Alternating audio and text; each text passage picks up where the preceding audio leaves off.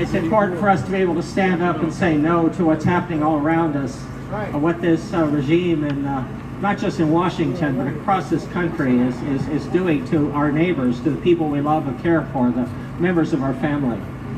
I'm here today as a member of the religious community. I'm a Christian pastor.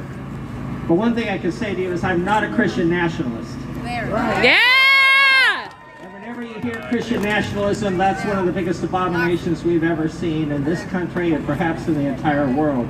We have to say no to Christian nationalism. Because people have a right to live, they have a right to struggle for their lives, they have a right to gather together in community, they have a right to protest. And when Donald Trump and his ilk come around and tell us that they don't want to educate our children, when they tell us that they don't want to have people who understand what's going on in the world because it endangers them, when they tell us that we don't have a right to gather and that they can use whatever force they need if they feel threatened somehow just because we're exercising our right to stand up for what is proper and good and righteous and just in our world, when they take away our neighbors and hide them away in detention centers and don't even tell us where they are, when they take away our neighbors, even if they do tell us where they're taking them. These are all times when we're seeing the great abomination of this age take place right here in our United States. And so the time has come when we have to say no. We have to say no.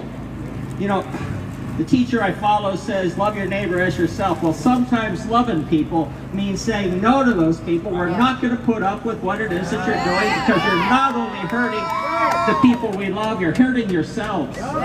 We will not stand for a fascist America. We cannot have a fascist America. And so we have to say no. We have to say no. I have a woman that I talk to on a regular basis. She's confined to a bed. And she says to me, what are we going to do? And she tends to get despairing. And I say, what we're going to do is we're going to get out in the streets and we're going to fight.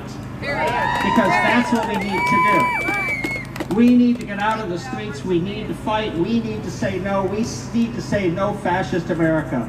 It doesn't matter whether it's Donald Trump or whether it's some Steve Miller or Tom Homan. It doesn't matter if it's any of these people. We have to say no to all of them because we have to say no to what is righteous. We have to say no to what is good. We have to say no. We have to say yes to what is righteous. We have to say yes to what is good. We have to say yes to that which brings us life and gives us life and gives life to our community, makes us a healthy community once again. So thank you for being here. Thank you for putting your feet on the asphalt. Thank you for walking to say no to this fascist regime.